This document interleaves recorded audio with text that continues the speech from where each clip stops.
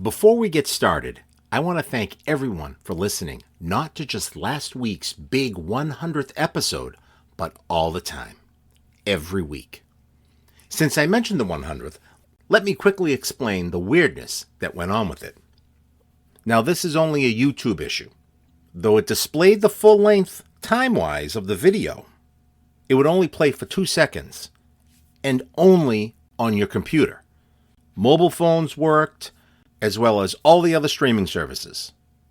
We just may end up with a whole row of that broadcast until the issue is resolved. It's silly, but we wouldn't have it any other way. I also want to thank Jack Hart again for stopping by. He brought a bin full of cassettes to add to the one I've been using, so golly jeekers, we've got shows aplenty to make our days brighter in this crazy world. And another enormous thank you to Joan McCool. Her dedication and time she lovingly put into recording these Norm shows is really unsurpassed. I think she may have single-handedly kept Maxell and TDK in business. Love you, Joan, and I know she'll be pleased with what I have to say next. Gia Hoich! To our new listeners in Ireland, we're lucky to have you. I just can't help myself. I hope I pronounced that correctly. If you recall, last month we had a swell music quiz, and it was mentioned that we were going to be back in August with another. Guess what? It's August, and as promised, we are back. This is from August 17th, 1995, and this one is direct from the Ed Mullen collection. After approximately 26 years, Ed and I met for lunch, and he arrived bearing gifts. A lovely box full of swell music quizzes and other treasures. We spent 2 hours trying to encapsulate 26 years. Needless to say, we will meet again, and I plan on having Mr. Ed on the show, live and in person, in the future. These swell music quizzes will be titled The Ed Mullen Collection. This being Volume 1, All-Star Callers. Not only because of the excellent questions from them, but there were a couple who were of some notoriety. Here we find Uncle Norm filling in for Bob Raleigh. Mike Epstein is producing. Oh, that reminds me. And Mike Epstein is on that future guest hit list, too. The esteemed panel, Norm, Ed Mullen, Jack Hart, and... Oh, wait a minute. Where's Tony? Fear not, as I do appear after receiving treatment in the trainer's room for a pulled music muscle. You know all the categories. As always, before we begin, Ed reads the rules and makes them as clear as ever. Not. Norm reiterates the rules with even more clarity. Not. And those rules plague us, well, plague Norm, really, throughout. Let me note here that, for some reason, we were accepting requests for particular decades and taking questions for fun. Total chaos. The callers were as follows. Kevin in Rhode Island, Barbara from Brookline, Virginia in Roslindale, Ben from Hudson, Dee Dee in West Virginia, Deborah from Malden, Bill in Jamaica Plain, Ed from Cambridge, Dana in Salem, Jay from Bridgewater, Sal in New Hampshire, Chris from Roslindale, Ginny from East Bridgewater, David in Quincy, Jim from Boston, Bruce in New Jersey, Enos from Pennsylvania, Bill in New Hampshire, Charles in Plymouth, Jerry from Natick, who, at the end of his call, says something we completely missed. Now listen closely, as it would have generated a bunch of questions from us if we were paying attention. Phil in Johnstown, Tony from Braintree, Steve in Virginia, Colonial Beach, Virginia, is Norm Nathan country. It's on the sign when you enter the town. Fred from Maine, he needs another certificate to finish wallpapering his bathroom. Linda from Quincy, Joe in Providence, Rhode Island, Joe from Hazleton, Pennsylvania. Hazleton, Pennsylvania is also Norm Nathan country. And Joe mentions that it's a great week when Norm is filling in, because every night is like the weekend. Then we hear from Jay in Arlington, who sang on the Gleason Show and has a great story. Jack from Springfield, just calling with some information. And we close with Mike in Springfield. Other fun we had on the show, Ed makes reference to a since long closed store. Certificates have many uses, if you ever receive them. I contribute a little known fact about Neil Diamond. Norm does impressions of Robert Goulet, Zero Mostel, and Arthur Godfrey. There's mic trouble, audio trouble, and operator error. and we get commercials for Regina gifts and 2 live reads from Norm. Episode 101, The Swell Music Quiz, Ed Mullen Collection, Volume 1, All-Star Callers. God, that was a mouthful. Begins in 3, 2, and 1. The Norm Nathan Show. Okay, this actually, as you know, is the Bob Raleigh Show. Bob is on vacation this week, and my name is Norm Nathan. I think I just said that, didn't I? I don't know. I'm just insecure, and I like name recognition. It's the only thing that helps me in my emotional distress. Anyway, we'll be sitting in for him tonight. And tonight, of course, is the music quiz, known as the Swell Music Quiz. And I'm so glad you joined us on this night, because this is the night we have a whole lot of fun, in which you have a chance of winning a sort of a certificate of award. Not sort of. That's actually what it is. It is. I say sort of because it's sort of reprinted on cheap paper. So it's hard to think of it as a real certificate. Yeah, it's something that you'd want to frame. It's a copy from a copy. A copy from a copy. Anyway, that's Ed Mullen, and Ed will give you the rules on all of this in just a minute. And also playing the game with us will be Jack Hart, who's the WBZ 24-hour traffic network reporter who's out there at headquarters. Mm-hmm.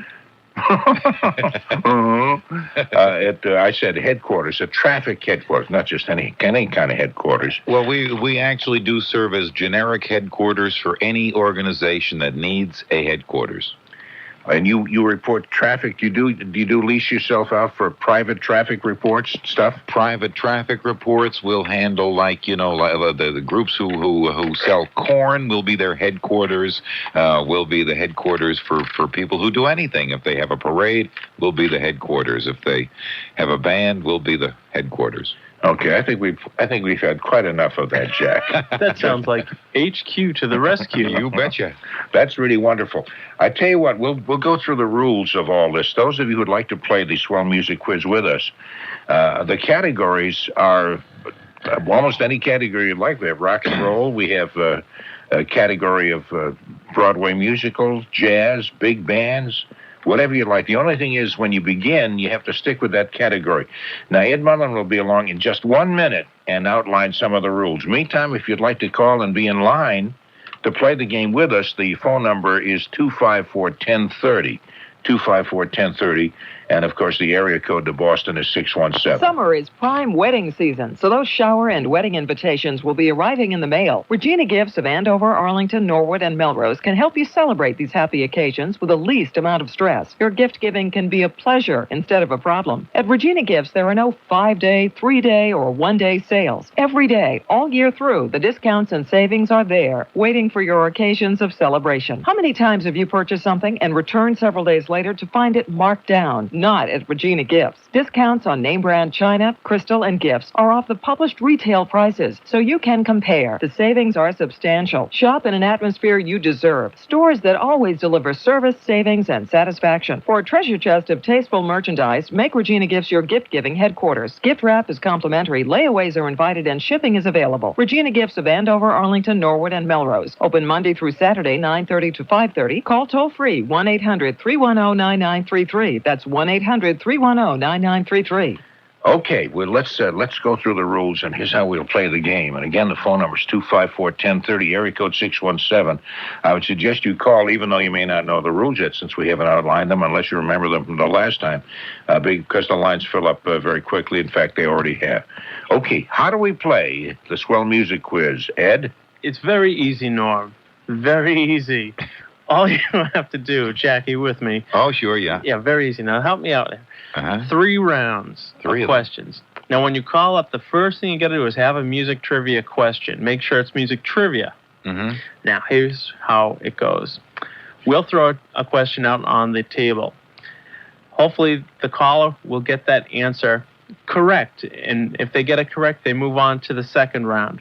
In the second round, they get to ask us their question. If we get it right, they hang up. Goodbye. They're done. They're done. And if we get it wrong, they've stumped us, and they move on to the final round where we throw out our final question. And if they get it right, they win the big certificate of award that has been printed. It's a copy of a copy. It might be... Of a copy of a copy of a copy. It is a copy of a copy at this point. No words are legible at this point except certificate. Yeah, no. As a matter of fact, unfortunately, the words are legible, and the words are very often misspelled or bad humor. And if you're lucky, you get some coffee rings on there and such. That's right. You could use them as placemats. A lot of people have won several times. A little bit of jelly. And they use little bits of jelly. That's correct. Okay, so we ask you the question first. You just tell us the category, as Ed pointed out. And but be sure you have a question now, because if you answer the first question we ask you, you got to then ask us a question. So have one in mind. Okay, let's go to... actually, Norm, just last thing to start off, why don't we put one on the table right now? Okay. Do a rock and roll question then, if you would. Have one right here. And the question is this. Name the 1956 Harry Belafonte album that created a musical trend. And the hint is the two singles from that album are The Banana Boat Song and Jamaica Farewell. Okay, now you don't need to take that question, but that's sort of put out for you. If you want to begin with that, and if you don't know the answer to that, and you think you'd do better with some other question, we'll hit you with some other ones. And if you get that, don't forget, you come back and ask us a question, and if we miss, then we ask you. Here's a Broadway musical show question.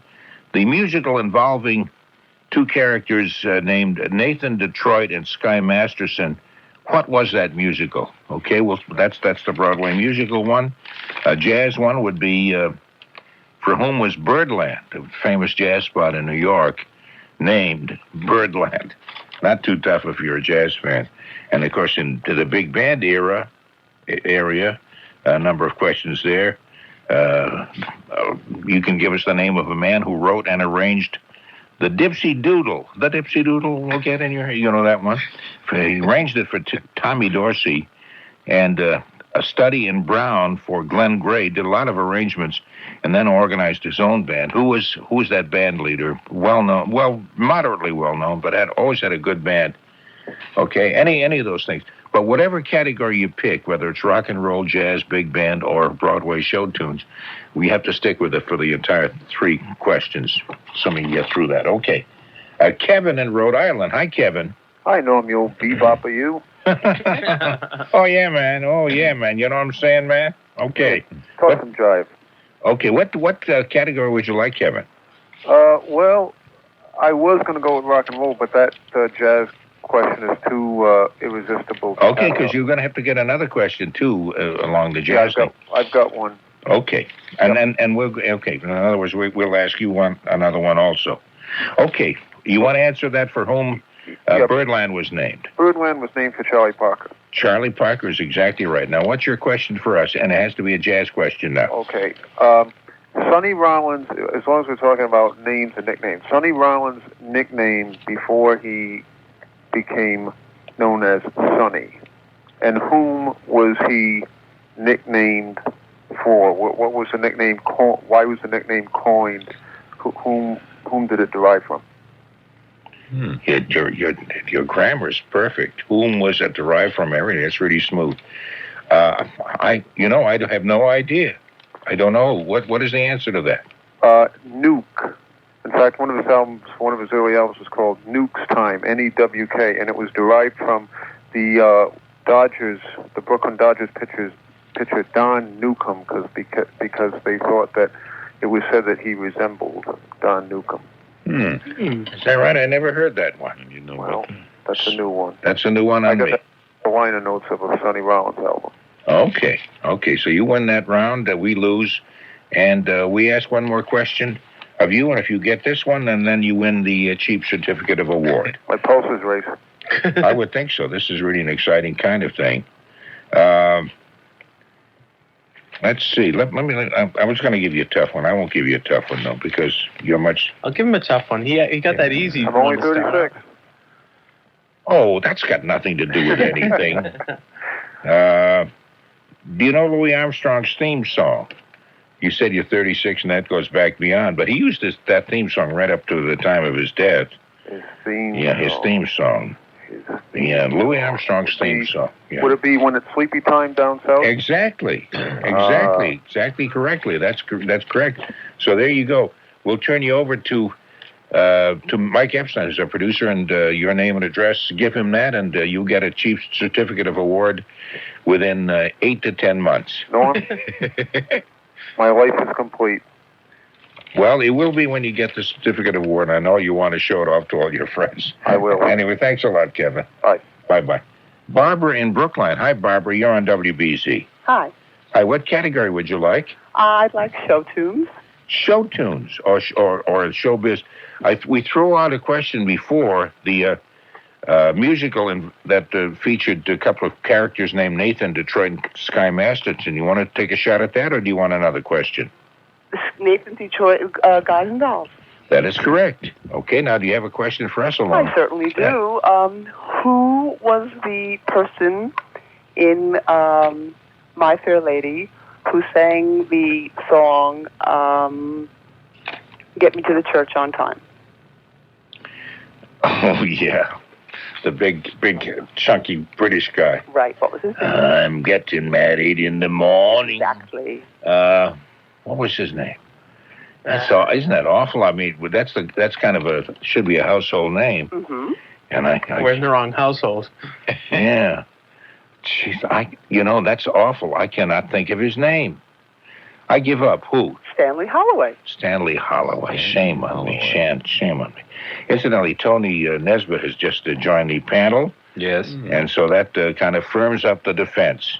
Okay, I'll give you one. If you get the answer to this, then you win. Okay. You win a cheap certificate. Okay.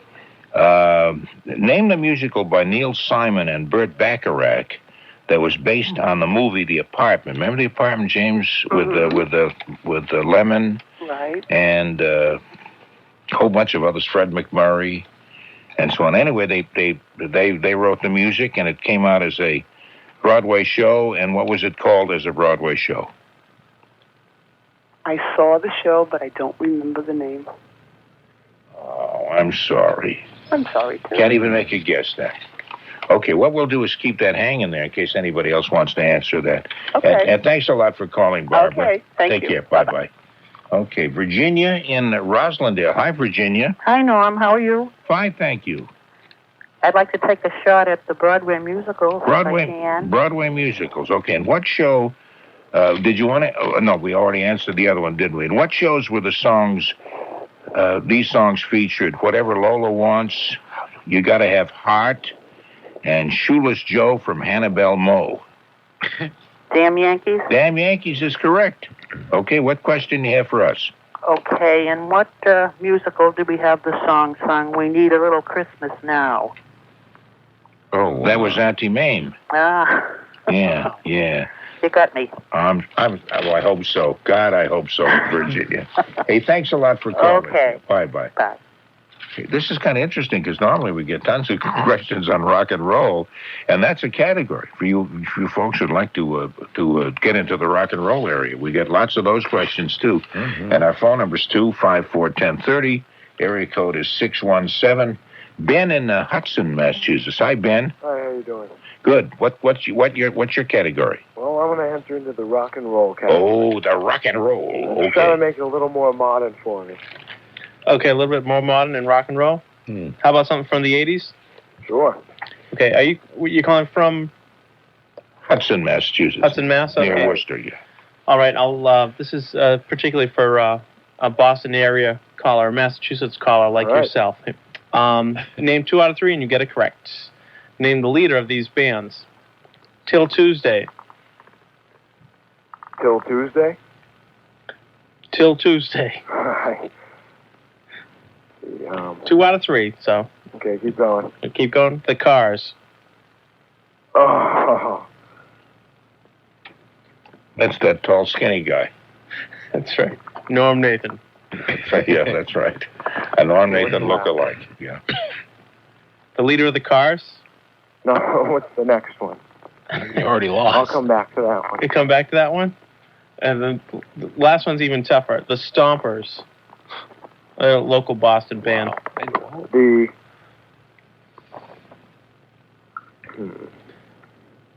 Well, you got me. anyway, okay. Well, anyway, thanks for playing. Thank you. Okay. Okay, Ben.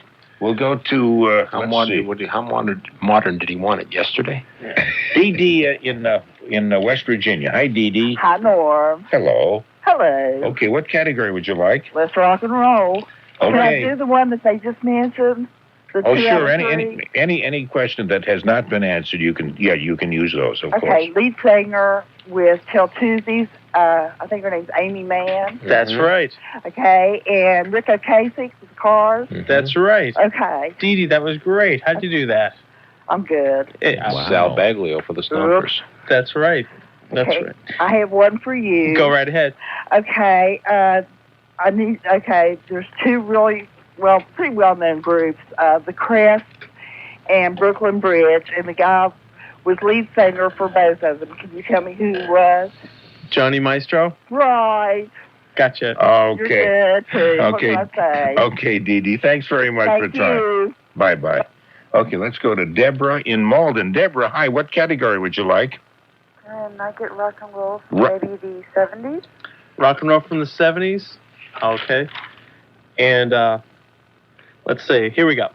Here's a question for you. I'll name the group, and you tell me who's leading the group. Name the group leader, in fact. Yes. Okay. Here they are. Here's all three. The Lost Planet Airmen. The next one is Dawn. The next one is the Heartbreakers. So name the leader of each of those groups. And if you name 2 out of 3, you win. Well, I know two. Tony, Orlando, and Dawn. Tony, Orlando, and Dawn. Correct.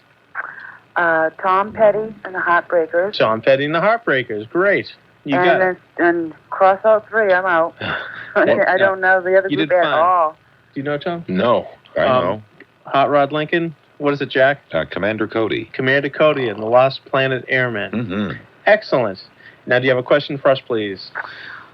Okay. I'm going to go a little further back in rock and roll for you. Go ahead. There was a song put out, and it was called, and this is not its correct title. I'd like the correct title and who sang it, but it was a very popular song in the middle to late 60s, and it was called The Flower Girl. Do you remember that song? Yeah. Okay, do you know what the real name of that song was and who sang it? The group? The Flower Girl, Jack? What was the real name of that song? But it was known as the Flower Girl? Yes, people used to I request see. it as and call it The Flower Girl. Okay. But that was not the real name of the song. Let me see. I'm a little annoyed with the ring bearer. Pretty close, but no. Uh-oh. Okay, I guess we don't know the answer. Okay, What is the name answer? of the song was The Rain, the Park, and Other Things, and it was sung by the Cowsills. Oh. Do you remember Okay. the song now? No. Do any of you remember that song under that I title? remember the song itself, but not under that title. That Okay. was the name of the song. It was Okay, called here's- The Rain, the Park, and Other Things. And people yeah. requested as The Flower Girl. Okay, Flower Girl song. here's one final question for you. If you get this one, you get the certificate. Lucky you. Okay. Can you name 2 out of 3 artists? I'm going to name 3 titles and tell me the artists. They're kind of rare, but they were big hits. The first one is Drift Away. The next one is Precious and Few. The next one is Nice to Be With You. In the song it goes, "Oh, it's so nice to be with you." So, That's a happy hitch. Can I have that list just one more time? Sure. I know. You want me to sing it again, don't you? No, I don't. Trust me. It's okay I if you really say don't. yes. Drift Away, Precious and Few, Nice to Be With You. How does that go Yeah, again? thank you very much. I know the name of one of them, but that would make it a little easy for another one. I don't know 2 of the songs at all. Okay. All right. Well, you did a very good job, and thanks for calling. well, at least I stumped you anyway.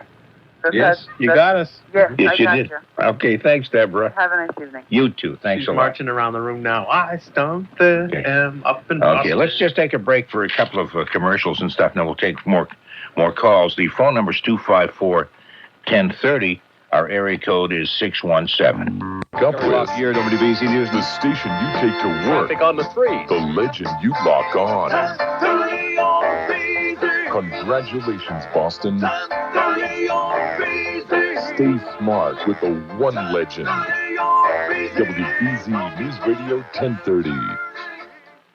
Okay, we're playing the Swell Music Quiz, and our panel is composed of Ed Mullen, Jack Hart, and Tony Nesbitt, and me, Norm Nathan, and his orchestra. And you can pick whatever category you like. Once you pick a category, though we stick with it throughout the whole thing. For example, we have rock and roll, which is one of the categories. Broadway musicals is another. Jazz and big bands are a couple of other categories. Here's the way it goes. Bill in Jamaica Plain, you're on WBZ. Hi, Bill. Good morning.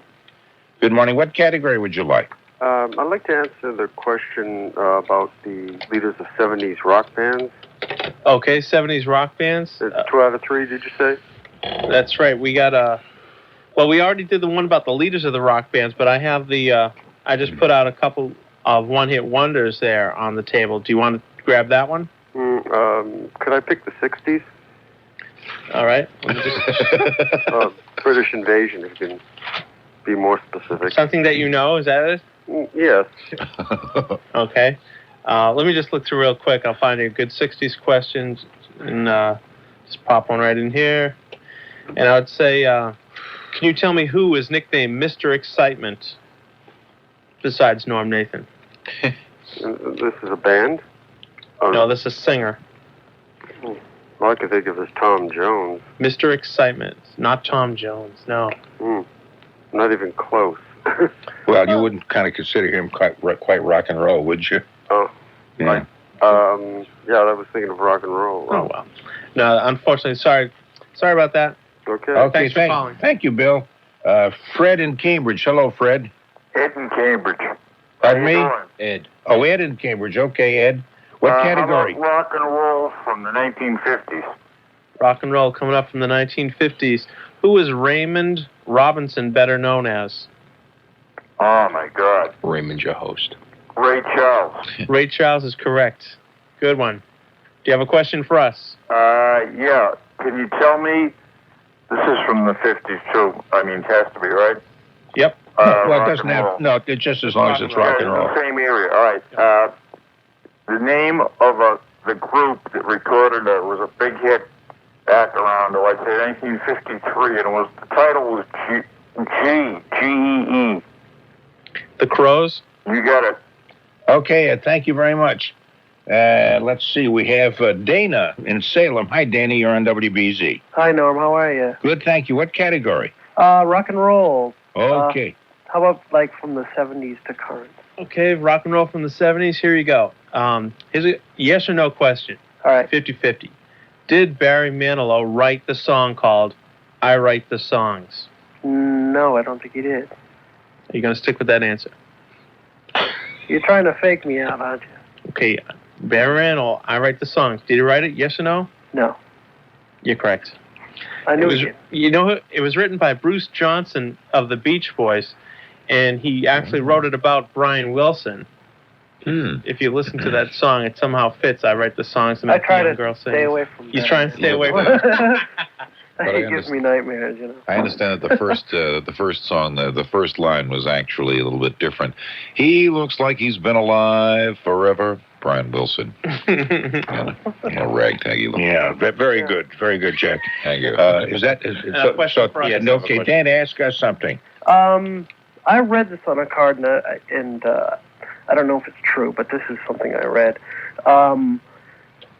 In his first 6 years, I don't know if it was 69 through 75 or 70 through 76, Elton John, how many albums did he put out within his first 6 years? And this Now, that's no kind of a trivia question. It isn't? No. I read it on I think Trivia. No, but you're even saying you're not even sure if it's true or not. No. Okay. Is this a real trivia question? Okay. No, yes. Okay, what's Elton John's real name? Reg Dwight. I'm sorry. I'm sorry to cut you short, Dana. Anyway, let's go to. I'm really not sorry. Jay in Bridgewater, you're on WBZ. Hi, Jay. What category? Rock in the 90s. Rock in the 90s. Is it the 90s already? Is it the 90s already? Who is Kenneth Edmonds better known as? And here's the hint: he usually works with L.A. Reid. Oh man. Rod Stewart. No, it's not. Not Rod Stewart. Oh, I'm sorry, Jay. Thanks a lot, Jay. Yeah, thanks for trying, Jay. Sal in New Hampshire. Hi, Sal. You're on WBZ. Hi, guys. Hi. Mr. Excitement was Jackie Wilson. Mr. Excitement was Jackie Wilson. He collapsed on stage, later died. Isn't that, that's how to go, right? Yeah, we died a number of years. Actually, he lingered for a good few years in a nursing home. Really? He had brain damage as a result. He had a heart attack. Must have fell on his head then. No, he had a heart attack, and his brain was oxygen starved. And he lingered for it's only last 6-7 years that he died. Excellent. How about, did you guys get the My Fair Lady one? Oh, you're kind of in the rock and roll category. Yeah, you'd have to stick with the same category. Yeah, you have to give us a question. Yeah, what question do you have along the rock lines? I don't have it. I just wanted to answer the Jackie Wilson one. That's nice. No, you have to have a question, too. You mean I broke 2 rules? Yeah, well, Could I try for 3? We won't get that severe on you. But when you do call everybody, by all means, have a question. Because if you answer our question, then you've got to ask us one. So do have one ready. Chris in Roslindale. Hi, you're on WBZ, Chris. Hello. Hello. I know the Broadway answer. Okay, you want to stick with the Broadway thing? Okay. The Apartment. Yes. The musical was Promises, Promises. Promises, that's right. The musical by Neil Simon and Burt Bacharach, based on the movie The Apartment, was Promises, Promises. Right. Okay, and what's your question for us? What superstar starred in The Boyfriend in 1955? Julie Andrews. Oh. I'm sorry. Okay. Okay, thanks for calling. WB, in fact, that was her first her debut in America. It was The Boyfriend. It was a great score, kind of a 20s kind of sound to it. Anyway, Ginny in East Bridgewater, you're on WBZ. Hi, Ginny. Hi. I know so little about every category. I'm sorry. I'm just terrible.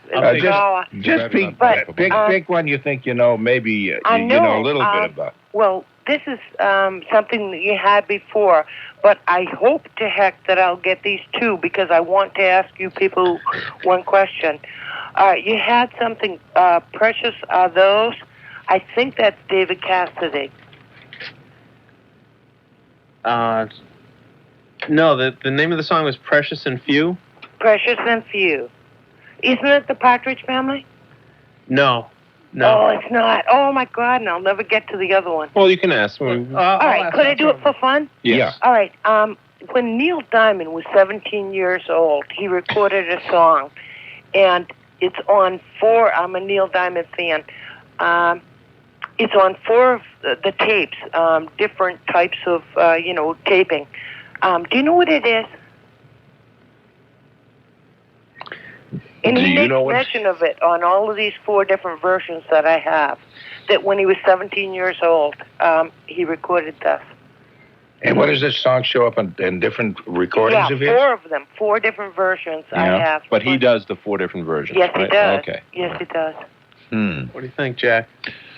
I was thinking the Battle Hymn of the Republic, but you devil. I don't know. Early Neil Diamond is like Neil Diamond. Yeah. That was like Neil Cole. Oh, you. Neil Cole. Early Diamond, yeah. No, it's on later tapes. Okay, I guess we give up. All right, it's a singer sings his song, and it's a nice little tune too. The singer sings his song. Yeah. Do you guys know that? I recognize the title. Yeah. I can't hum the song. Okay. Hey, nice talking with you. Nice talking with you, Jenny. Thanks for calling. 254-1030, area code 617. David in Quincy. Hi, David. Hello there. Hello. What category? Pardon me? Broadway musical. Broadway musicals. Okay. Cole Porter wrote a song for his show Paris. Paris is one of his shows, in which he declared that birds do it, bees do it, even educated fleas do it. Do what? Just Fall in Love. Just Fall in Love. That's right. The name of the song, of course, is Let's Fall in Love. Oh, Let's Fall in Love. No, that's okay. That's you scored on that one. One of the lines in that song is Cape Cod clams against their will do it. Even lazy jellyfish do it. So let's do it. Let's fall in love. Now, what category do you have for us? Well, same category. Yeah, go ahead. Oh, no, but I mean, I didn't mean category. I meant question. What question? Yeah. Okay. I'm Welsh. I starred in a 1960 musical with Julie Andrews. Who am I? Is that the same? Is that the Stewart? You're thinking of Tom Jones? No. Well, I starred in a musical with Julie Andrews in 1960. Welsh. Well, that could be. Are we talking My Fair Lady and the guy doing Take Me to the Church on Time? That's Stanley Holloway, but that's not the guy you're thinking of. But it's somebody from that show. Started it. He started. Oh, you're talking about Rex Harrison? Nope. You need another clue? No, I've made guesses and I've been wrong, so we lose. Who are you thinking of? Oh, Richard Burton. You're talking Camelot. Yeah. Okay, that's right. And Robert Goulet. I never even thought of that. Who again? Good question. Robert Goulet was also in that too. Yeah, and If Ever I Would Leave You, he played the knight. Well, you know what I mean. Lancelot. Okay. Who originally played the male lead? Now, this is for the certificate. Okay. Who originally played the male lead on stage in Fiddler on the Roof? The original actor in Fiddler on the Roof. If I were a rich man. You know that one. Who's the first guy to sing that on Broadway? Zero Mostel. Zero Mostel is absolutely right. You have won yourself a certificate. Very good. And you'll be just so darn pleased with it, you probably won't show it to anybody. You'll be too ashamed. Okay. Jim in Boston, you're on WBZ. Hi, Jim. Hi, how you doing? Fine, thanks. What's your category? I'd like rock and roll in the 90s. Rock and roll in the 90s. Yes. Okay, rock and roll in the 90s. Rock and roll in the 90s. Here's one for you. Okay, here we go. The Rembrandts have a top single now. It's the title song from Friends. It's the theme song from Friends. Right. What was their biggest single before this? Ooh. That'd be a good title for an album, I know wouldn't it? that song. What's that? I know the first song. Yes, you do. They really only had one song that really, and now they have two. Now they have two. Two in a row. They're on a roll. Would it be a title song? Or? I'm awfully sorry, but thank you very much. Well, you can. It's just for fun. Sure. Okay, what was the original name of the Beatles? There's a lot of names for the Beatles. It was what they called themselves when they went off to Hamburg, Germany. No, there's a lot of names for the Beatles before they started calling themselves the Beatles. The Quarrymen. The Quarrymen. The Silver Beatles. Right. The Johnny and the Moondogs. You know what? One of the names they gave themselves, which a lot of people are not aware of, they called themselves for a while the Andrews Sisters, and somehow that didn't seem to make too much sense to the English up around Liverpool. Hey, thank you, Jim, for calling. Bruce in New Jersey. Hello, Bruce. Yeah, hi, Norm. How are you? I'm just fine. Hope you're okay. I'd like to take jazz. Jazz. Oh my God, you like jazz? Let's see what you got. I'm so excited. Okay. I'll give you nicknames of three jazz people. Tell me who we're talking about. Okay. Train, Satchmo, formerly Satchelmouth, I guess it's short for Satchelmouth, and Fatha, F-A-T-H-A. Okay, the first one, John Coltrane. Yep. Louis Armstrong. Is and Satchmo. Earl Father Hines. Exactly right, yes. Very good. Now fire one at us, if you would, please. All right, I got one for you. Miles Davis's first quintet had a piano player who later went on his own. Do you know who that is? Yeah, I should know that. I should brush up on this category. I'm supposed to know this one. The piano player who went out on his own, who played in the original Miles Davis group. Right. how old is? This is a discussion. This is not a answer. How old is Herbie Hancock? Is that way? Am I way off? Well, let's throw that out and say Herbie Hancock. Is that who you're thinking of? No. Yeah. Red Garland in the original Miles Davis. Oh, Red Garland. Yeah, Red Garland. I used to have that on my Christmas tree. Red Garland. Yeah, no, we get it, Jack. Please don't explain it. Okay, that's excellent. You stumped us, and therefore you have won. And I appreciate that very much. Thank you, Bruce. All right, great. Hey, wait a second. Did you ask him his second question? Well, no, but we already stumped us, so we don't have to go that far, do we? Yes, we do. We do? Yeah. We Should I do get that? another one? Oh, okay. I guess that we ask you another one, and this is for the. This is for the certificate. This is for the big certificate. All right. Okay, the big certificate. Fire away. Okay. This is for the big certificate. This is the one we're talking about. This for that. is called stalling. That's exactly what this is called. It's called. Remember when you went to the library and this is gigantic book, dusty encyclopedia-sized dictionary? Norm is now dusting it off at this point, flipping through, I tell you the truth. translating the Latin. I spent more time trying to dig up questions on Broadway musicals than I did in this particular category. However, you can bet you we'll come up with a swell category and a question. Okay, the featured instruments of these band leaders: Ray McKinley, Louis Bellson, and Chick Webb. Now, there's a pretty easy one for you. Oh, you kind of stumped me there. Chip Webb, I know, is a drummer. Yeah, now they all three of them played the same instrument, so they all were drummers. Ray McKinley and Louis Bellson, who incidentally is coming to Scullers, I think, in another few days, and maybe this weekend or next weekend. I forget the dates. So he's still very active. Okay, you win, and we'll turn you over to Mike Epstein. All right, terrific. Thanks a lot for calling. Okay, let's go to Enos. Is that your name, Enos? Yes. In Pennsylvania. What's your category? Rock and roll. Rock and roll. I'll try was it Precious and Few, Climax? That's right. As part of the question. And Drift Away was Dobie Gray. Excellent. And the last one was Nice to Be With You. I'm not sure about that one. Okay, it was the group called Gallery. Sounded a lot like Neil Diamond. All right. Excellent. Now, do you have a question for us? Yeah. Paul Simon, after he went solo, what was his first number one hit?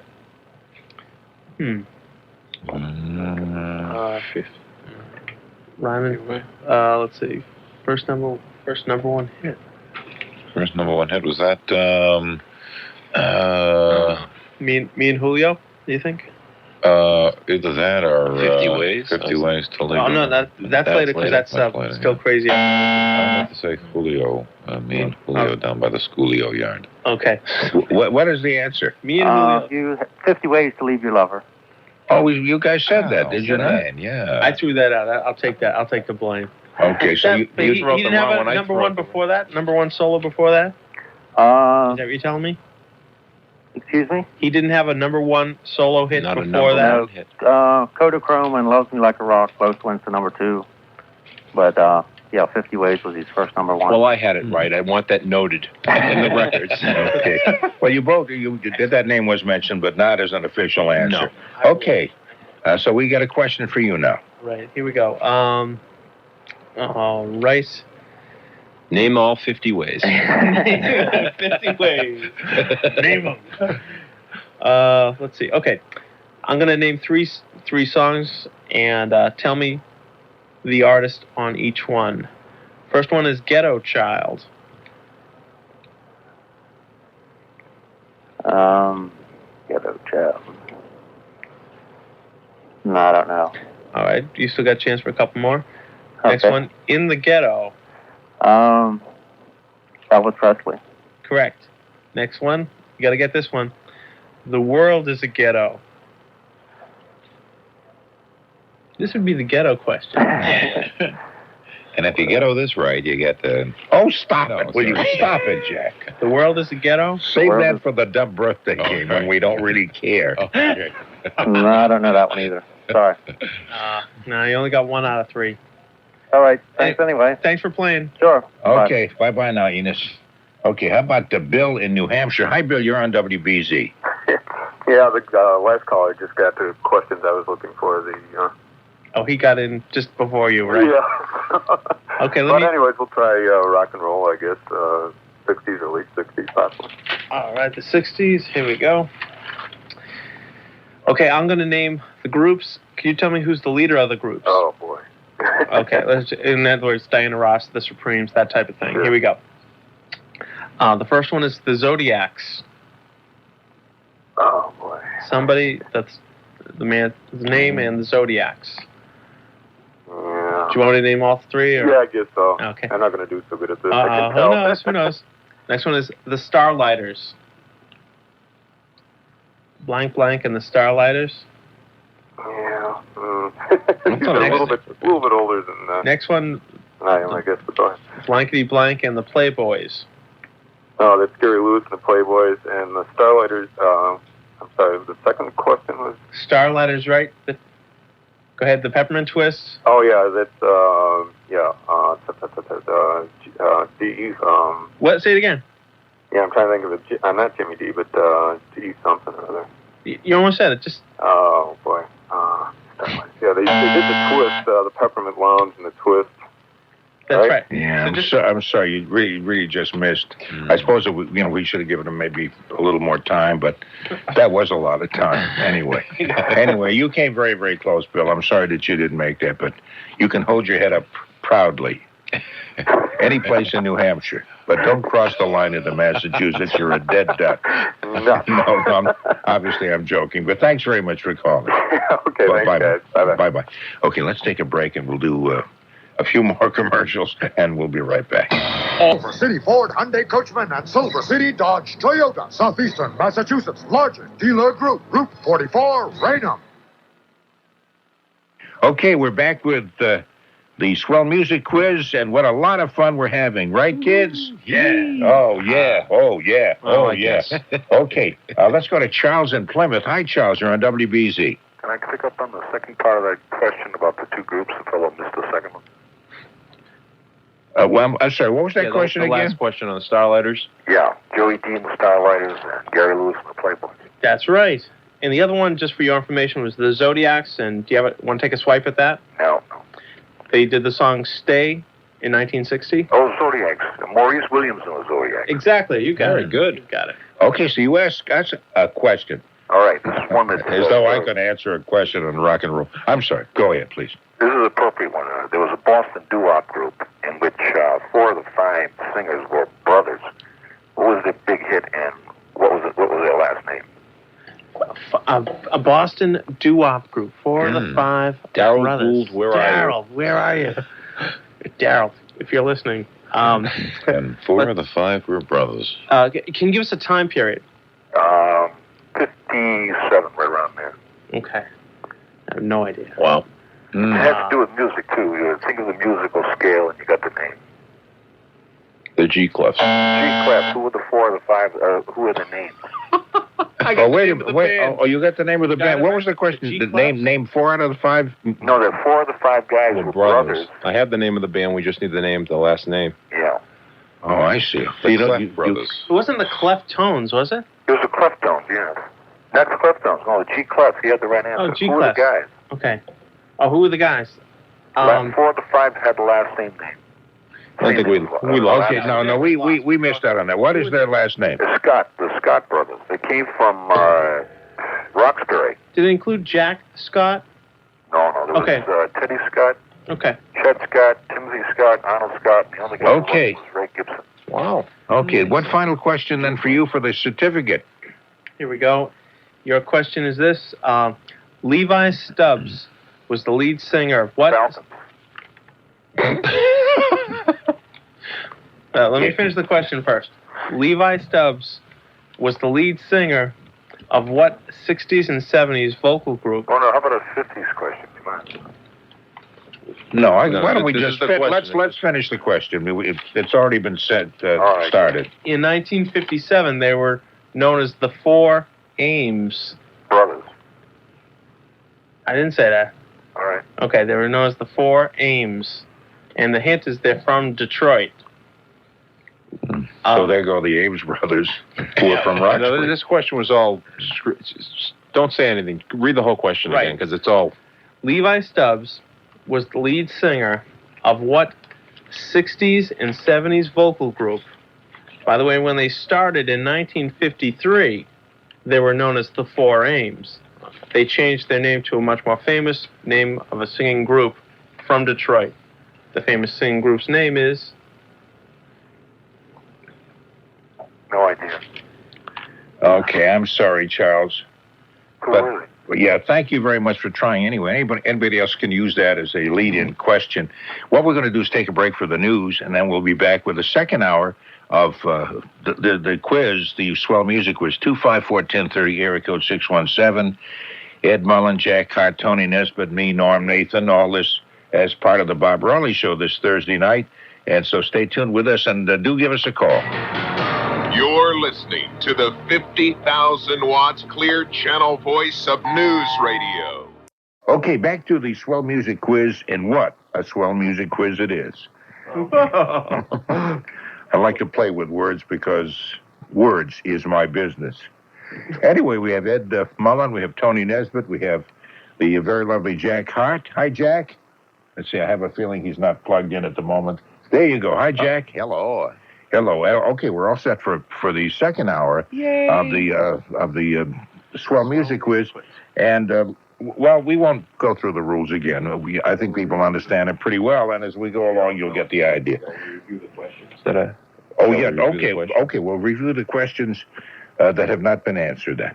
Okay, Levi Stubbs was lead singer of what 60s and 70s vocal group? By the way, when they started in 1953, they were known as the Four Ames. And the hint is they're from Detroit. Let's see, what else do we have here? I guess that would be the question posed to me. Oh, yes. Who is Kenneth Edmonds? This is from the 1990s. Who is Kenneth Edmonds? Who is he better known as?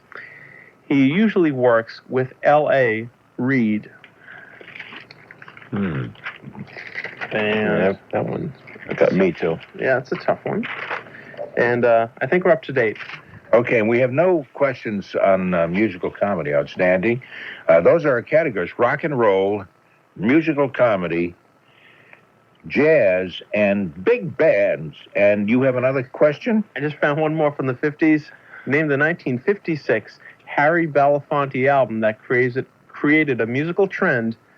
The two hit singles from this album are The Banana Boat Song and Jamaica Farewell. That was really nice because when I was doing the all-night show, I did Harry Belafonte's Jamaica Farewell or the Banana Boat Song, and that was about a 6 or 7 minute cut. It was very long. I could go to the bathroom during that. That was really nice. Okay. Anyway, well, you already put. Now you get two people on the air. Oh, we got two. I'm sorry. Let's see. Let's go to Jerry and Natick. And could you put the other fellow on hold just for a little bit? Okay, Jerry, you're on WBZ. Hi. Hi, Norm. How are you? Good, thank you. What category would you like? I'll take the rock and roll category. Rock and roll category. Okay. Sure. Okay, about what decade, Jerry, approximately? Well, what's this? You want somebody to answer the question about the Levi Stubbs? Is that his name? Either that or take a new one. Well, I'll take the Levi Stubbs. He was the lead singer for the Four Tops. You're definitely correct. Okay. It used to be the Four Ames, and later on changed the name to the Four Tops. Right. Now, do you have a question for us? Good work. Yes, I do. And actually, can I make a slight correction on something you said earlier? No. You mentioned that Barry Manilow did not write "I Write the Song," which is true. He did not. It was written by one of the Beach Boys. It's Bruce Johnston with a T. Complaint department is on the third floor. Okay. Right next to men's boxer shorts. Just thought I would correct that because I right near the trap door. Yeah, I had worked with him a long, long time ago, and that was something he was a little bit annoyed by, is that people would leave off the T. What kind of work did you do with him? Just did advanced work on the concert tours, working with promoters in the various cities that we go to, making sure that the contracts rather had been. All the contract agreements have been met, the contract writers and things like that. That sounds fascinating. You still involved in that kind of work now? No, I haven't been for 20 years. Oh, okay. Okay, what question do you have for us? Well, I'll tell you what. I'll stay in that same genre. Speaking of Bruce Johnston, he had a top 10 hit before he joined the Beach Boys. He was part of the group. Can you name the song and the group? Oh, boy. Part of a group. It was it a surfing band surfing sound kind of a thing? Not. Well, I know later on he sung with the Captain and Tennille a little bit, and Elton John also in terms of a backup singer. I guess that indicates we don't know. It's funny because it's right at the tip of my tongue. Okay, he sang with a group called the Ripcords, and they had a song called Hey Little Cobra. Oh. That was a top 10 song back in 1966. The Beach Boys were around before the Beach Boys themselves were around before. Yes, but he did not join the Beach Boys till 68. Oh. Okay, so one final question for you. This is for the Swell Certificate of Award. Hot dog. Okay. Does that have your autograph on it, Norm? Yes, it will, actually. Well, then I'm excited. I don't need sarcasm. Just stop that. I've been looking forward to this for a long time. I was listening to you on the way home from work, and I thought, I hope I can get home in time to get involved in this thing. Okay. Well, you did. That's there we great. Go. All right. Here's your final question. Uh-oh. I think you can handle it because you know your stuff. In 1959... 59? I'm gonna give you a long list of things. Okay. We're looking for who is this person? Just identify the person. Okay. In 1959, this Canadian's biggest year in his long career. He had a #1 hit called "Lonely Boy." He had a big comeback later on in 1974, 1975. He had a handful of top 20 hits. And now here's the hints. He also wrote Johnny Carson's theme, and he also wrote My Way. Yeah. And who is that? You're talking about Paul Anka. He got it. Excellent. Can I just toss out another question for you just for the fun of it? Sure. Going back to your thing about I write the songs, do you know who was the first performers to record that song priar to Barry Manilow? No. It was not. I don't think it was released as a single, so I wouldn't expect you to necessarily know it. But you already answered it earlier. It was the Captain and Tennille. Oh, really? Yes. Wow. Okay. Hey, they, thank you. They That's all, interesting. they all played as backup musicians with the Beach Boys back when I was working with them.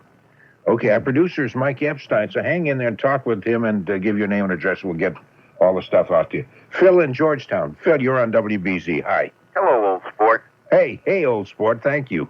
What category would you like, Phil? Well, Norm, I'd like rock and roll of the 50s, 60s, or 70s, but I also thought you had one question hanging from before the news break I could take a shot at. That was The World is a Ghetto. Oh, right. Now, here's the question. I'll repeat the whole question for you. Name 2 out of 3. I'll name the song titles, name the groups. First one was The World is a Ghetto. Okay, that was War. Okay, next one was In the Ghetto. That was Elvis. Right, you won, but I'll tell you the other one, Ghetto Child. Take a shot and say maybe the Temps. No, close though. Another vocal group, soul group from the early 70s. You got a question right. The answer is The Spinners. The Spinners, yeah, okay. Great song, really. It was. Do you have a question for us? You're on your way. Yeah, the question is, I'm going to want to know the name of this singer, the solo act. He was the lead singer of a band called Rock House, and he's much better known by his real name as a solo singer. Rock House? Right. Could you give us a time reference? Yeah, his biggest popularity as a solo act was probably mid-60s. Mid-60s. Rock House. Jack, can you basically ask another question while we stall? Would you like more hints? No, I think that's it. What is the answer to that? That was where Otis Redding started. Otis Redding was in a group called Rock House? That's correct. His first manager convinced him to go solo and use his own name. Good one. Okay, yeah, an excellent question. Also, here's your final question. If you get this one right, you win. that chintzy little certificate of award. I can't. There's electricity in the air tonight, Norm. I can't Oh, it wait. is. I know you must be terribly excited. I can. That's just from a bad ground in the amplifier. No, I'm quivering. No, I can hear the heartbeat. I can hear it, yeah. And you have arrhythmia, and we're sending over the EMTs immediately. Okay, here's your final question. In 1965, this singer collaborated with Steve Cropper at the Memphis Stack Studios. He also co-wrote with Steve Cropper his first hit. His first hit for Atlantic Records was called In the Midnight Hour. Who was this soul legend? Maybe the wicked Wilson Pickett. That's right. Excellent. Good job. You have won that very thing, that elusive grail, the holy grail that so many people seek but do not achieve. Well, they won't get any more work out of me the rest of this week. I'll tell you that right now, Norm. No, they'll probably give you a little bonus there and give you a long vacation because you've got credit to your race, to your job, and to your family. This is wonderful. Thank you so much. Okay, thank you, Phil, for calling. That elusive thing. That's right. Bob Lynn, that elusive butterfly. No, Norm Nathan and that elusive thing. Tony in Braintree. Hi, Tony. You're on WBZ. Hi, how are you tonight? Fine, thank you. Can you hear me? Is this... are you a young lady? Yes. Okay, so you're Toni, and okay. Yep. Yeah, no, we can hear you fine. Can you hear us? Yeah, I can. Okay. Because I was hear just... me, Norm? And yeah, because I was about to ask you to the prom, and if you can't hear me, there's no sense in issuing any such wild invitation. Anyway, what category would you like, Tony? Rock and roll, 80s or 90s, and I want to answer the one about L.A. Reid. Okay, great. Very good. The question is, who is Kenneth Edmonds better known as? He usually works with L.A. Reid. I think it's Babyface. Babyface is correct. He's one of the most famous producers now, and he works. L.A. and Babyface work together all the time. And everybody knows that. Everyone knows that. Sorry, Jack. Do you have a question for us, please? I do, but don't laugh at me. This is a girl question. That's why I'm going to ask you. Don't be in. There's no laughing. There's no laughing in music trivia. Okay, here we go. Two rock singers that became popular from the soap opera General Hospital in the 80s. Rick Springfield. Yep. And I know the other guy, Jack Wagner. You got it. Very good. Oh, That's a good question. I'm impressed. Very good question. It's an excellent question, Tony. Thank you. Thank you. It's a very good trivia question because a lot of people call up with basically, I'm thinking of a song, but that is a very good trivia question. Excellent. Oh, sure. Jack. Okay. I'm going to use that next time. Huh? Okay. That's right. Next year on I'm the writing same that time down we'll now. have that one ready. Steve down in Virginia. Norm. Yeah. Oh, yes, Steve. Norm Nathan, before I say anything more, I want you to know Colonial Beach, Virginia is Norm Nathan country. It's on the sign when you drive into town. You are now entering Norm Nathan country. Would I be too egotistical to ask, or because I'm asking out of curiosity, why is that Norm Nathan country? Because WBZ signal just booms in here every night. Oh, that's really lovely. Whereabouts is that? It's about 60 miles south of Washington, D.C. Well, that's lovely. Thank you very much. I appreciate that. I sure hope you will win a swell certificate of award. I just had to say that. Is it anywhere near the Blue Ridge Mountains of Virginia? No, we're kind of like in the water plains, by the Potomac River. I see. Sounds like pretty country. I would imagine Nathan country is probably pretty country. I think that was Jack's. Wherever Norm Nathan country is, it's pretty country. Arthur Godfrey. No, I was gonna do. You mean? No, I don't do that song anymore. In the Blue Ridge Mountains of Virginia, you mean? In the trail of the lonesome pine. No, I don't do that no more. I do the more the fat song. Yeah. Oh, she's too fat for me. I suppose the fat lady could live in the Blue Ridge Mountains of Virginia. She looks like one of the Blue Ridge Mountains. That's right. That's right. That's right. What a lovely impersonation, Norm. In the Blue Ridge Mountains of Virginia, there's a fat lady as one of the mountains. That doesn't rhyme to it. Let me get back to you. Anyway, Nice to hear from you there, Arthur. Nice to hear from you, Steve. What category would you like?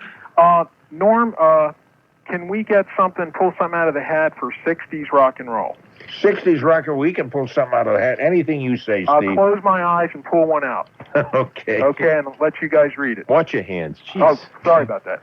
Right. Here's one for you from 60s rock and roll. Okay. I'm going to name 3 songs, and you tell me the 3 singers that done that. Singers or groups. Here we go. Okay. First one, When a Man Loves a Woman. Can I answer that right now? Yeah. Percy Sledge. Okay. Here's the next one. Everyday People. Sly and the Family Stone. Excellent. You're out. You won, and I'll just ask you the last one. In the year 2525. That can be none other than Zager and Evans. You are correct. Oh, that's Yeah. excellent. In the year Excellent. 25. Oh, no, that's the wrong. Yeah. In the year 2000. I can't believe it. Yeah, all right, now, do you have a question for us? Yes, sir, I sure do. In the mid-'60s, what female artist had the #1 record for the year, followed the next year by a #2 record for the following year? This feat has never been repeated by a female artist. What year? I believe we're talking about 1964 and 1965. Huh. She had the #1 record for 64, followed the next year by the #2 record for 1965. Never been I don't know. repeated. I'm already kind of leery of this because I know that female artist. A female Roberta artist. Flack in 1973 and 74. No, we're not talking about the 70s. Roberta Flack's a little bit too recent. No, I know. I'm talking about who had. I'm just referring to your claim of a solo female that had the #1 song back-to-back years. Okay. Let's confine it to the 60s then. Okay. Okay. She had the #1 record, I believe, for 64, followed in 65 by the #2 record officially for that year. Oh, the #2. Number 2. 64 and 65, if you can remember when. Who were girl singers? Female artist. I think we better if we get the answer to this. The guys apparently have no guesses on this one at all. Who are we talking about? Okay. Norm, you don't have any idea. No, I don't have any idea. No, I don't. Now, let us all remember Petula Clark. Oh, She had Downtown, the #1 record in 1964, and I Know a Place, which was the #2 record for 1965. Yeah. Now, I read this out of a music encyclopedia. Yeah, well, don't believe everything you read. Especially in music encyclopedias. I'm just telling you what I read. Okay, here's a final question then for you. Okay. That seems to be a question among our panel about how the legitimacy of that, but we'll accept that.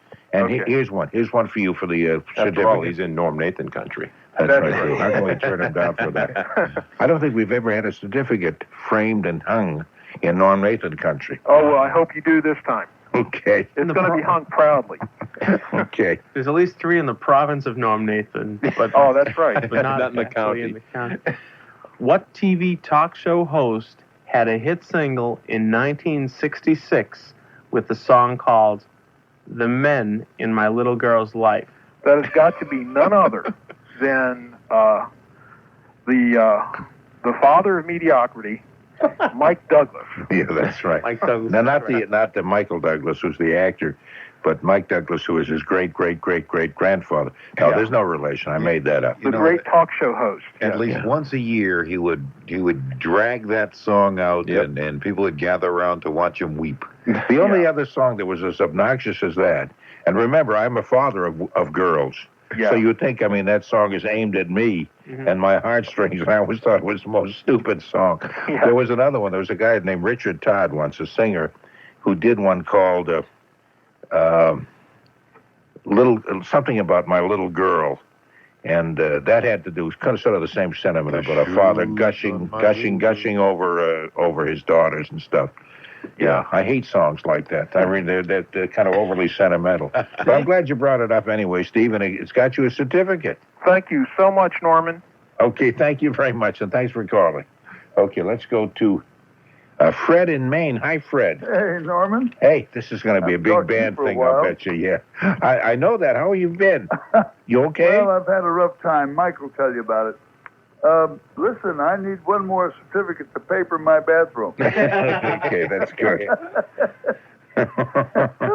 That's a low blow. Listen, I stay up late to watch the Red Sox win one out in the West Coast, and then I try to go to bed, and I hear you on the quiz, and I've got to get up and get on the phone. What did the Red Sox do? Did they win? 4-3. They beat them in the... They beat California 4-3? Yep. In what inning? The end. Oh, no, it just was a 9-inning game then. It didn't, at the top of the ninth. Okay. And then Belinda shut them down with 3 outs at the bottom of the ninth. Son of a gun. Yeah, boy. Yankees We're lose? going to make it this year, Norm. No, I know we are. The only problem, as I said a number of times, is the fact that the Red Sox are getting boring. I heard you say that. No. I mean, I'm pleased they're winning. You haven't waited since 1932 when Lefty Grove went from the Philadelphia Athletics to the Red Sox and pitched on Sunday. Okay, now you go back a little bit before me, but I do go back to the 30s. Okay, well. I go back to Joe Vosmick. All right, 32 is when I picked him up. Okay. I've been heartbroken for many years. Okay, hit me about 38 or 39 for me, so I go back to... But anyway... I'm a grandfather of 4 daughters. You haven't got anything on me. No, I don't have any granddaughters at all. And listen, Arthur Godfrey used to sing that song as he buzzed the tower at Leesburg in his DC-3. You're going to do a whole historical thing for us, aren't you, Fred? Well, this is nostalgia. Oh, I see. Okay. Now, I'm going to get you now. Okay, no. You asked me the question first, and I've got one to stump you. Okay, I think... I want big band or jazz, either one, doesn't matter. Okay, big band. Welcome to the Fred Show. Yeah. Okay, yeah. We'll do the big band thing, okay? Okay. Okay. This is not maybe the kind of band that either one of us like all that well, but it's about the toughest question I can come up with, and you'll know the answer anyway. The man who conducted an orchestra and played what was called the singing guitar. Alvino Ray? Alvino Ray is right, and it was a terrible sound. It was awful. It was awful. It's worse than a Hawaiian guitar. The Hawaiian band of the time. I know it. The Hawaiian guitar. And all that jazz. No, the Hawaiian guitars are the worst instruments of all. I know. He played a thing sounded worse like than the accordion, Norm? Oh yes, actually yes. Oh yeah, because there's been some good accordion players. Yeah. You know, some good jazz accordion players. Pardon me? Even on Lawrence Welk. Well, I don't know that I go that far. Anyway, hit us with something now, if you would. My question to you is, then they missed it on Jeopardy the other night. Who was the man that the famous jazz pianist, Hazel Scott played and married? She used to play WNEW in the olden days. Yeah, I remember Hazel Scott. The question is what? Who did she marry? Famous politician. Oh yeah, she married the congressman from New York, who was. Give me the name. Oh, jeez, he's.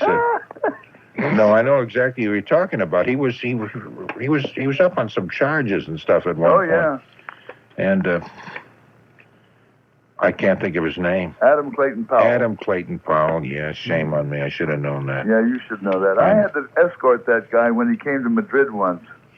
Yeah. When I was in the embassy there. And that was a job, to keep him off the radio and keep him from going to Jakarta to talk to Sukarno and all that. No, he was, in a way, he was kind of interesting. Because he was a very colorful guy. Here's your question now. I've asked this question before, but I'm trying to think of something that maybe you don't know, and I know this is hopeless, but we'll try it anyway. The Woody Herman band that recorded the Four Brothers, named after the 4 saxophone players who were featured on Four Brothers, the names of all 4 of them.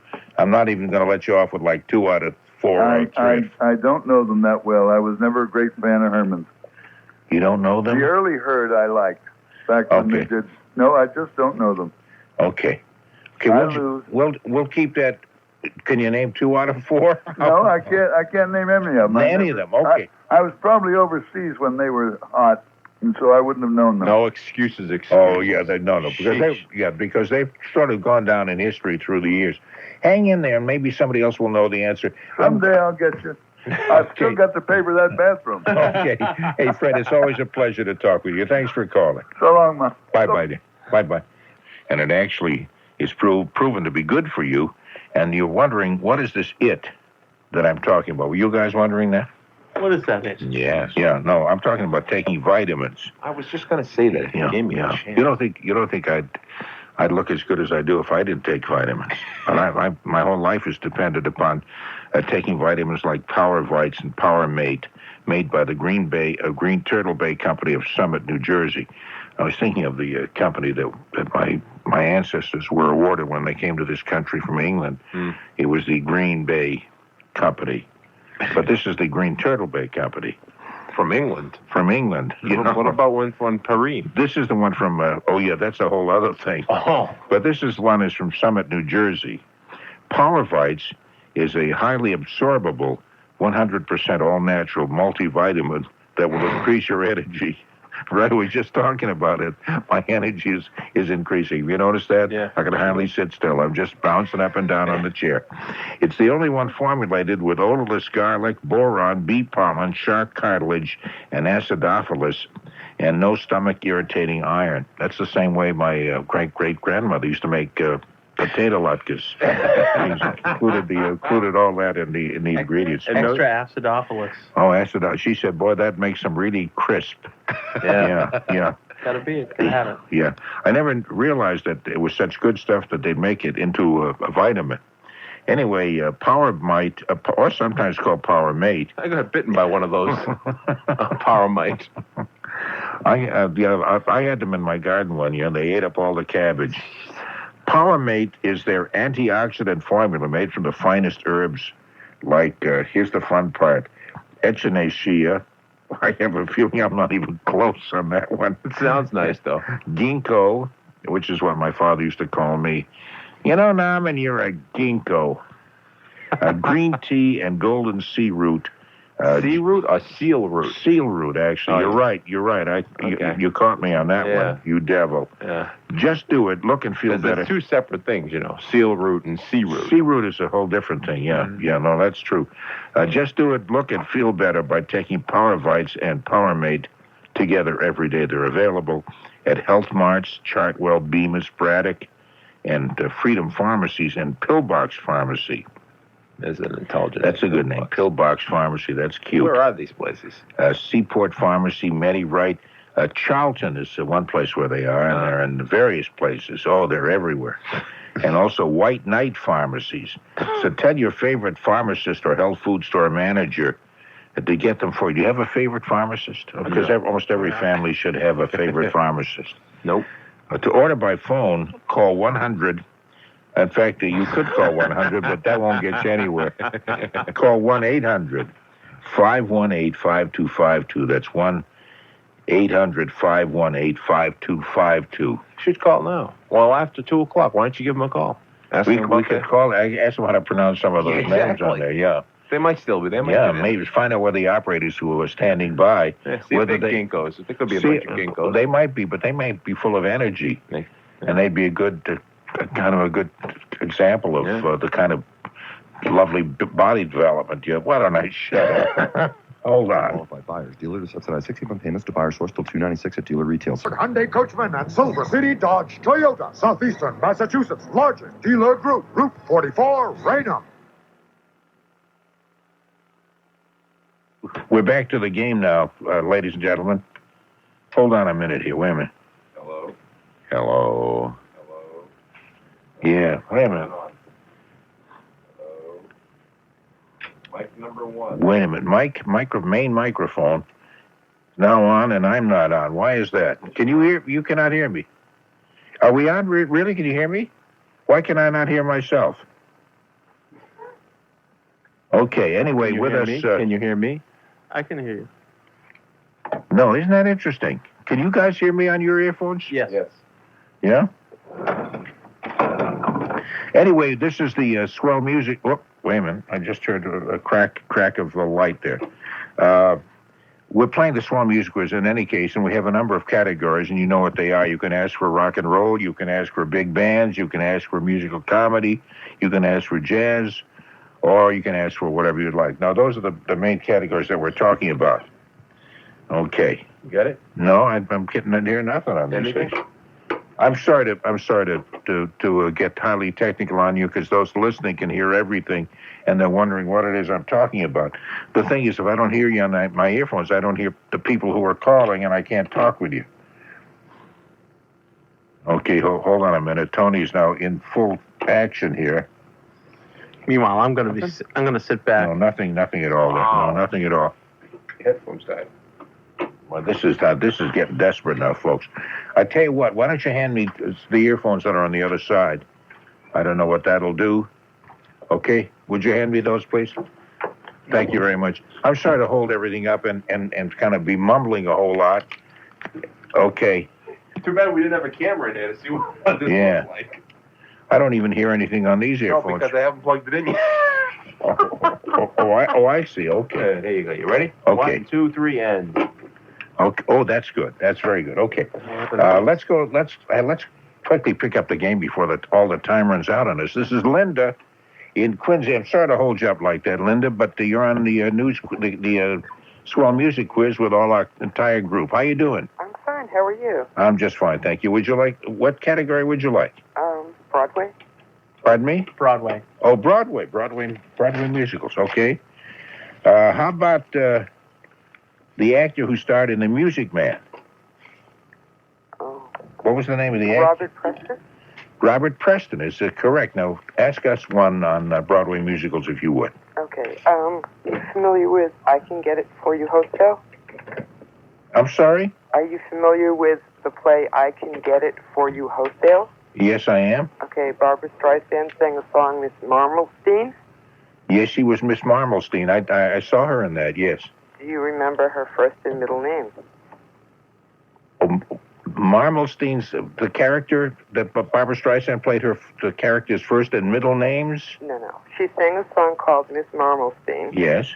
And in that song, she said what her first name was and her middle name was. She was Miss Marmalstein. No, I realize that, but the first and middle name were the first and middle names of not Barbra Streisand, but Miss Marmalstein. Right. No, I don't recall that at all. No. Okay. Well, do you want? Tell me what it is. I don't know the answer to that. Her first name was Yetta, and her middle name was Tessie. Okay. And it's on the recording of that.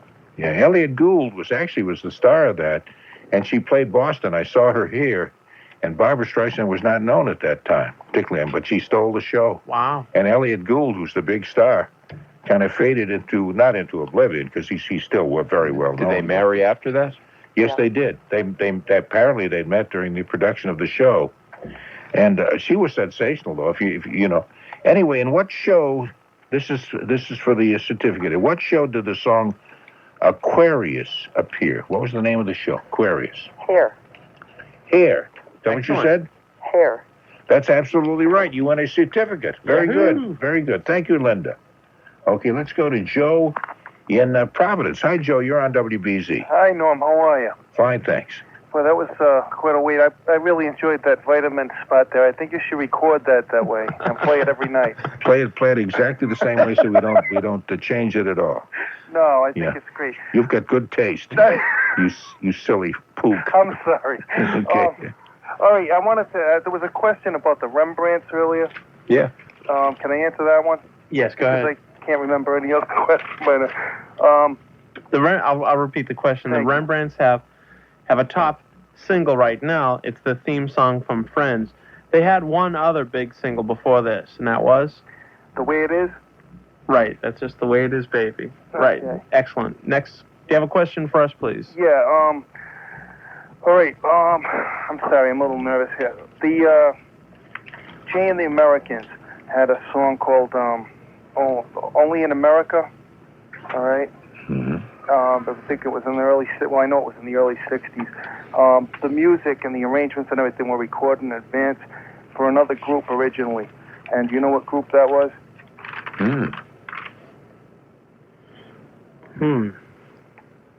Your turn, Tony.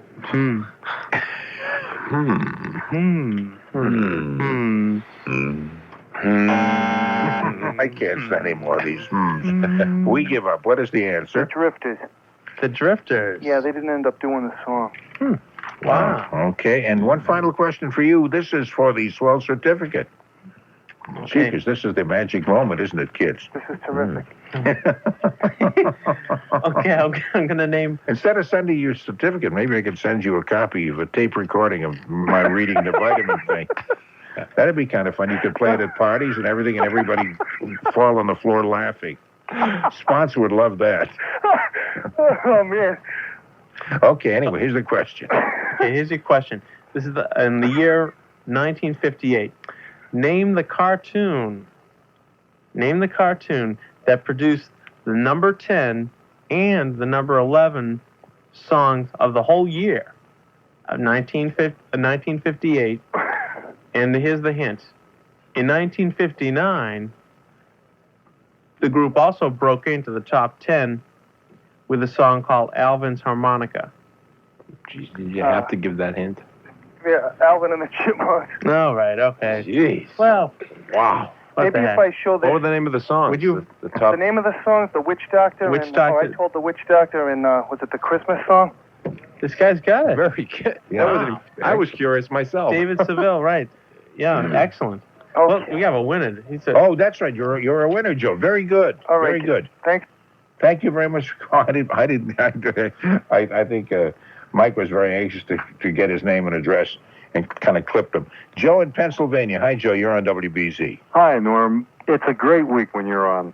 Well, thank you very much. That's nice of you to say that. I tell you, this is like every night is a weekend. This is great. All right. Okay, thanks a lot. I forgot where you are in Pennsylvania. Hazleton, Pennsylvania. Hazleton, okay. That's Norm Nathan country. This other guy, don't believe the other guy. This is Norm Nathan country. Okay, thanks a lot. What category would you like, Joe? I like rock and roll. Can you keep it in the 60s rock and roll or early 70s, or do I just get what I get? No, that's all right. Tonight we're being generous. I can kind of get it over to one decade at a time. And here you go with the 60s.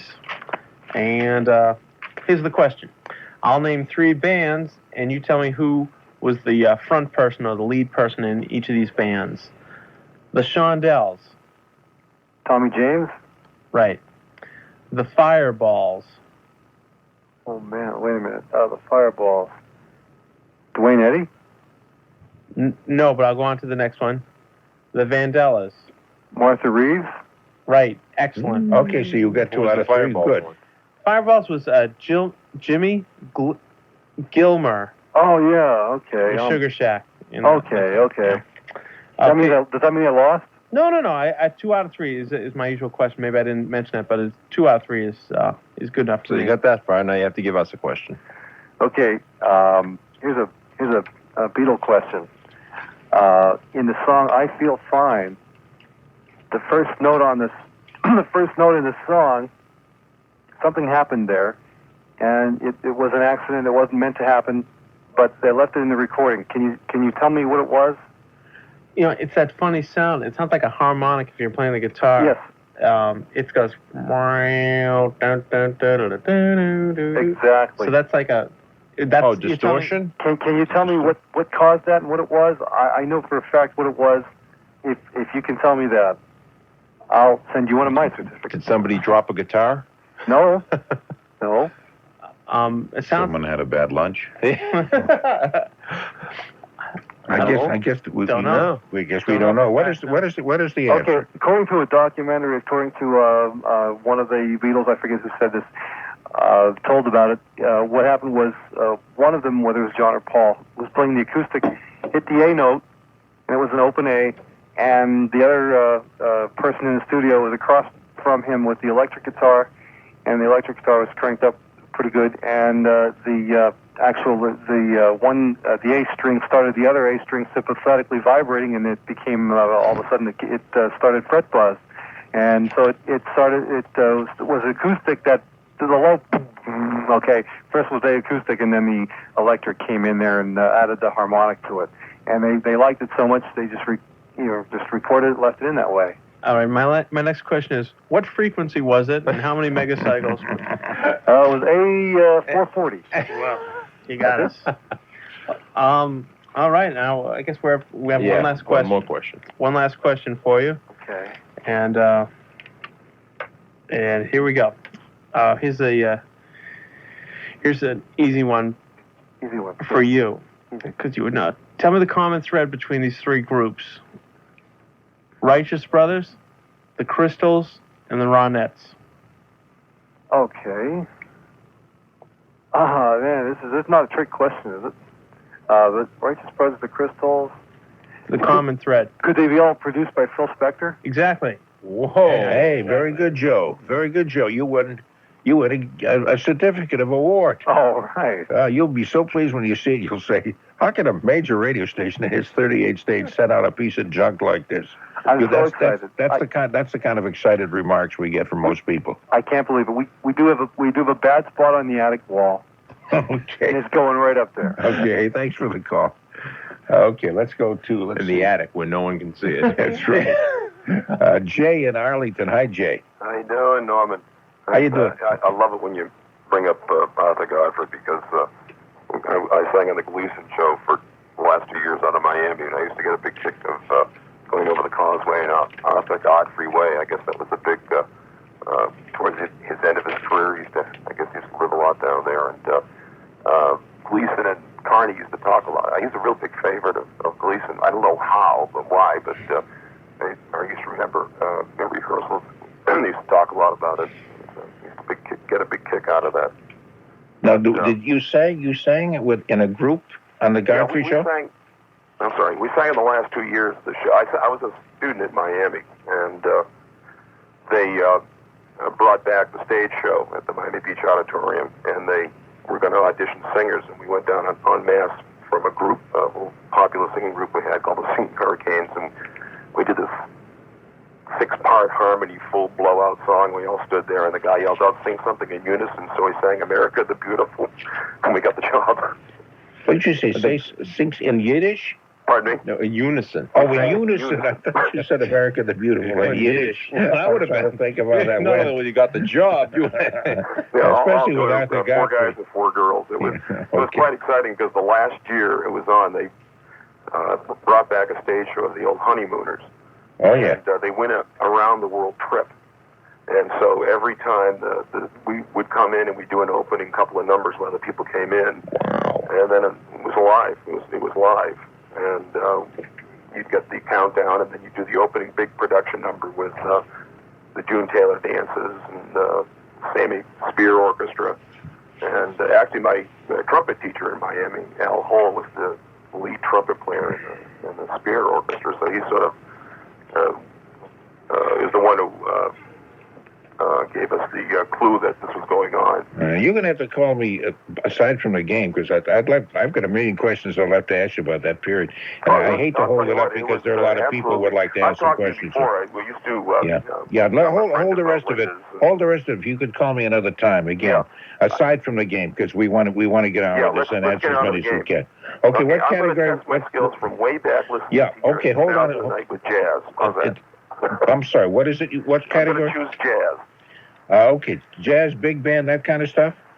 There's a question out the Woody Herman band and the 4 brothers and the 4 saxophone players featured on 4 brothers. God. Can you name 2 out of the 4? I could never answer that one.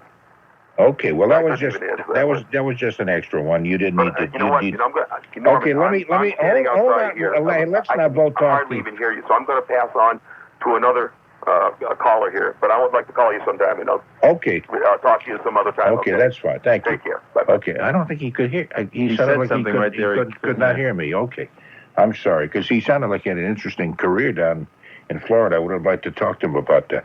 Jack in Springfield. Hi, Jack.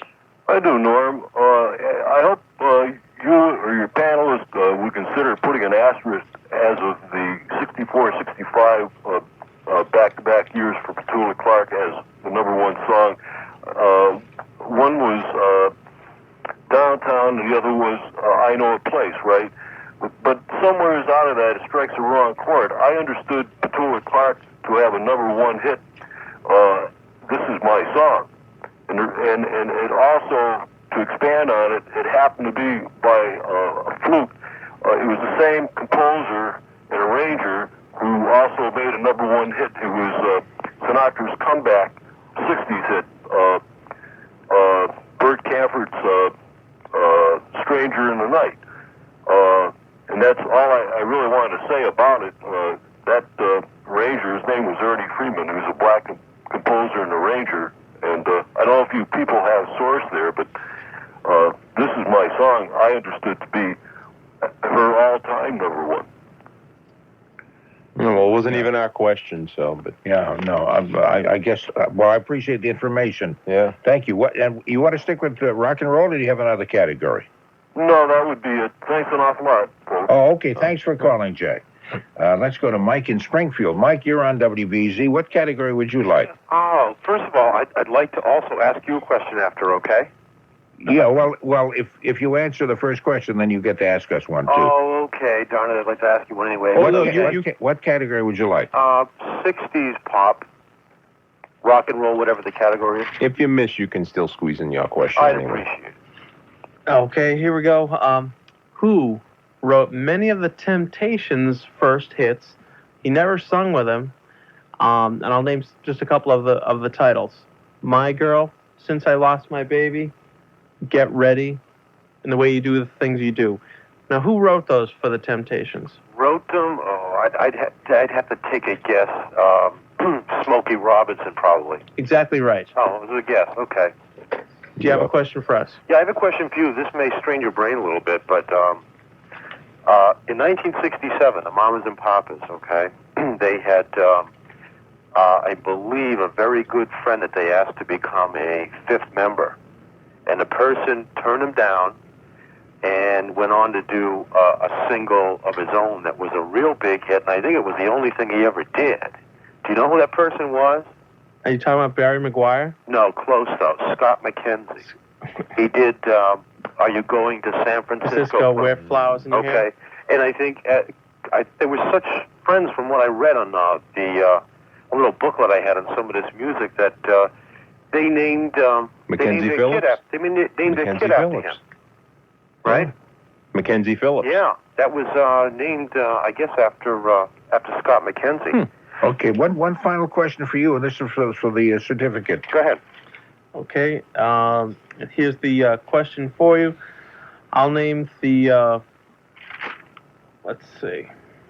He'll name something. Any moment now, he'll name something. Okay, in 1957, Elvis had 3 of the top 5 hits of that whole year, but one other person had the other 2 top 5s. And here's the hint. He won the Ted Mack Amateur Hour and the Arthur Godfrey Talent Scouts in 1954. Just to give you an idea. Oh boy, I'm not big on the 50s stuff. Could I ask, would it be similar stuff to the kind of stuff Elvis did? No, this is the question. I'm sorry, the question's already out, so you'll have to answer this one. Yeah. He was just asking if the other 2 songs that were number 1 by this guy were... Oh, for the 50s. Elvis, I'm sorry. I misunderstood. They were that type of stuff, right? They have to... Jerry Lee Lewis? It was not. No. It was not, no. I'm sorry. All right. Thank you. Thanks for trying, Mike. We'll get back to the quiz. I guess we've got maybe pick up 1 or 2 questions in just a minute. Every day is somebody's birthday, and of course a perfect way to honor somebody on their birthday is to stumble through a commercial. I find that's a great hit. Yeah, that's quite a segue. That's right. Make a cassette out of it and send them your stumbling cassette. And how about a birthday bear grab from the Vermont Teddy Bear Company? I wasn't thinking of that at all when I began this speech, but I think that would be a good idea. One lucky recipient describes what it's like to receive a bear grab by writing, "Dear Vermont Teddy Bear people and his orchestra, I received..." Oh, gee, this is awful. This is like dying and going to hell. "I received my Vermont teddy bear at the office, and he's great. My husband sent me the romantic bear with the flowers and the chocolates, and one of the nicest and most romantic presents I have ever received. Everybody at work was just so darn impressed. The commercials are so right when they talk about the quality and care that go into making these bears. The teddy bear people should be very proud of their work. These bears sure put a smile on somebody's face. Sincerely, a Vermont Bear Graham recipient from New Jersey." You can put a smile on somebody's face by sending a birthday bear grab from the Vermont Teddy Bear Company. Just call the Vermont Teddy Bear Company at 1-800-829-BEAR. Again, that's 1-800-829-BEAR. That was a great swell music quiz. And the added bonus of not one, but two classic commercial reads from Norm put it over the top. Please like, subscribe, and share, and comment on any and all platforms you'll find us on. Reach us by email at normnathanvos@gmail.com. See you next week, closing the vault and leaving this world a little sillier than we found it. For Home Quarters Warehouse, The Banana Boat Song, The Dipsy Doodle, Birdland, Lola, Shoeless Joe from Hannah Mo, Amy Mann and Till Tuesday, Rick Ocasek and the Cars, Sal Baglio and the Stompers, The Lost Planet Airmen, Mr. Excitement Jackie Wilson, Neil Diamond and his younger self, Neil Cole, Just Falling in Love, All 50 Ways to Leave That Lover, Silver City Dodge, Arrhythmia, Colonial Beach, Virginia, and Hazleton, Pennsylvania, Norm Nathan Country, Robert Goulet, Zero Mostel, and Arthur Godfrey, The Fred Show, Regina Gifts, Complimentary Gift Wrapping, Service, Savings, and Satisfaction, The Andrews Sisters, Diane Stern, Favorite Pharmacist, and Ginkgos Everywhere, Jackie Gleason, Pondering, Chintzy Certificates of Award, Power Vites, America the Beautiful in Yiddish, the Vermont Teddy Bear Company, Mike Epstein, Jack Hart, Ed Mullen, and the man who hates overly sentimental songs, the old sport himself, Norm Nathan. I'm Tony Nesbitt.